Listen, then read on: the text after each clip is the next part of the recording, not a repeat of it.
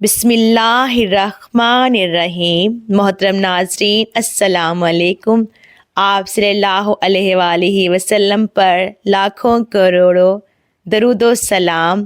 اپنا انگوٹھا ناف میں لگا کر یہ پڑھ لو، انشاءاللہ جتنی بھی بیماریاں لگی ہوں گی ساری پیٹ کے اندر ہی مر جائیں گی۔ آج میں آپ کو ایک ایسا عمل بتانے جا رہی ہوں جو لا علاج بیماریوں کو بھی جڑ سے ختم کر دے گا۔ آج کا جو میں عمل آپ کو بتانے جا رہی ہوں یہ پہلے آپ نے کبھی نہیں کیا ہوگا، نہ تو کہیں سے سنا ہوگا، نہ ہی پہلے آپ نے کیا ہوگا۔ بہت ہی زیادہ خاص عمل ہے، بہت ہی زیادہ مجرب عمل ہے۔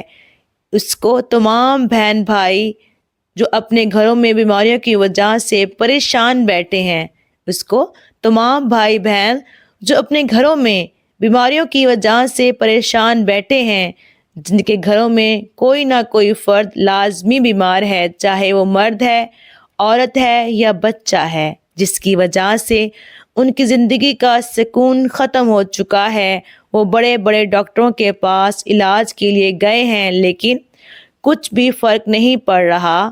کچھ تو ایسے مریض گھروں میں موجود ہیں کہ جن کی بیماریوں کا بھی پتہ نہیں چل رہا کہ ان کو کون کون سی بیماری لگی ہوئی ہے۔ انشاءاللہ جب آپ آج کا یہ عمل کر لیں گے تو اللہ کے فضل سے جتنی بھی پریشانیاں لگی ہوں گی، چاہے وہ پرانی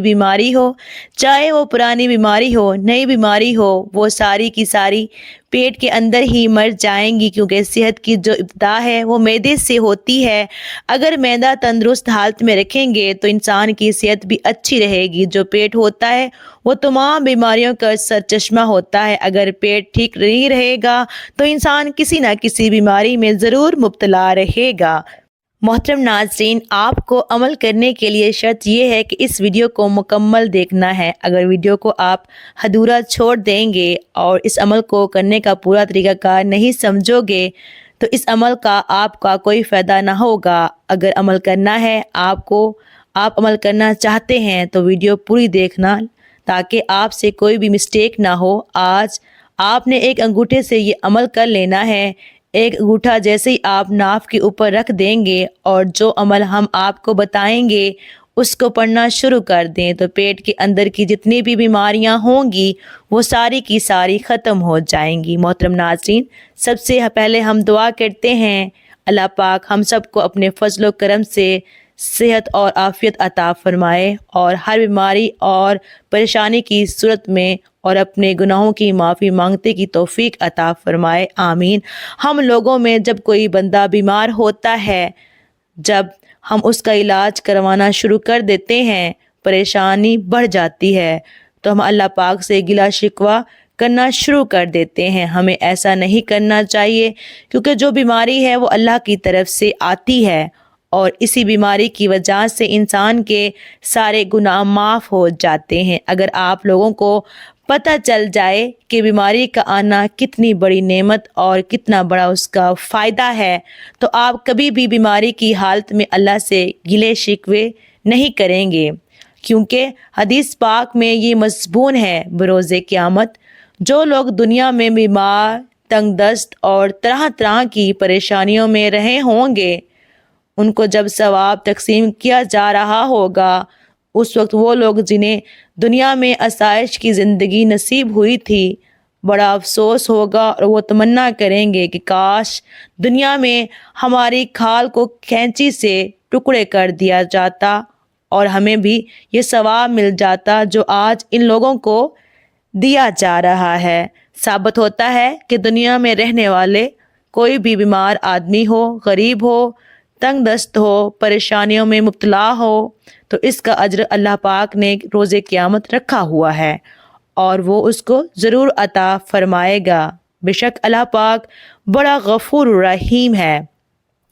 بات کرنے کا مقصد یہ ہے کہ بیماری کو کبھی بھی نحوست نہ کہیں، کبھی بھی اللہ سے گلے شکوے نہ کریں، کیونکہ یہ اللہ کی طرف سے ہوتی ہے۔ اللہ ہی بیمار کرتا ہے اور اللہ ہی شفا دیتا ہے۔